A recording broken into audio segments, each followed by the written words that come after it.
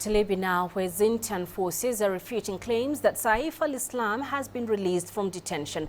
This is after Saif's lawyer, Karim Khan, said that he was freed on April 12th of this year. Saif was captured in 2011 as he tried to flee to Niger disguised as a Tuareg tribesman.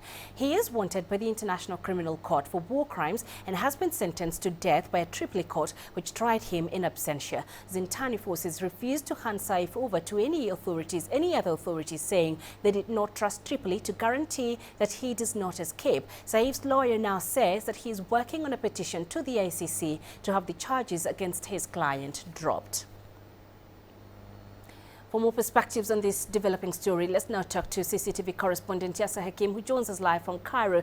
So, Yasser, on Thursday, Saif al-Islam's lawyer categorically told CCTV that he was certain that Saif was a free man in Libya. What do observers in the region make of these claims and, of course, the denial by the Zintani brigade?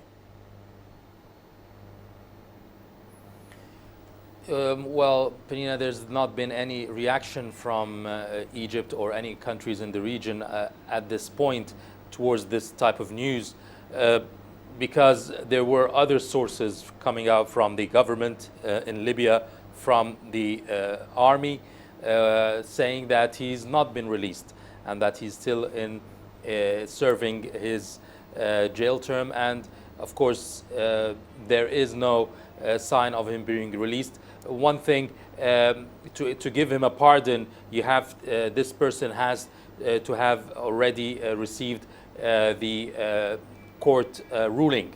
And what they're saying is that they still has other cases that have not received a final court ruling, so that he cannot be pardoned until all the cases are finished.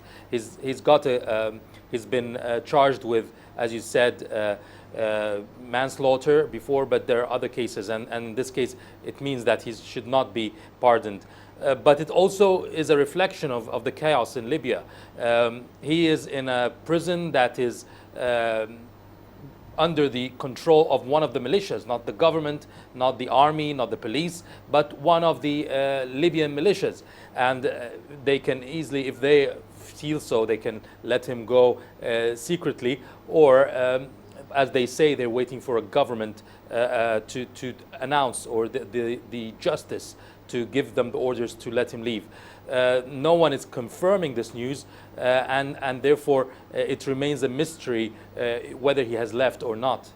But what if indeed it turned out to be true that he is a free man, he was freed in April, what would be the implications of that? It could add more tension to Libya, which is already heated.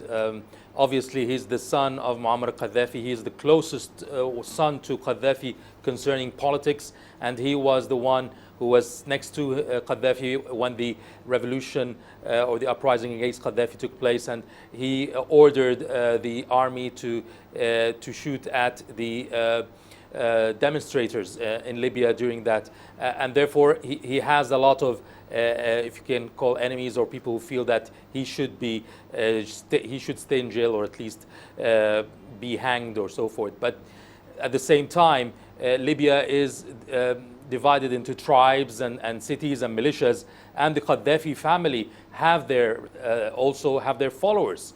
So this could be contradicting. I think if he shows up and he's free in one side or going to live in one side of Libya, that will be in the west, where his family or his grand tribes that have supported Gaddafi throughout his years in power will be. But this could also cause friction, because other militias who feel that he should stay in jail might even go into war with those ones, or fight over him.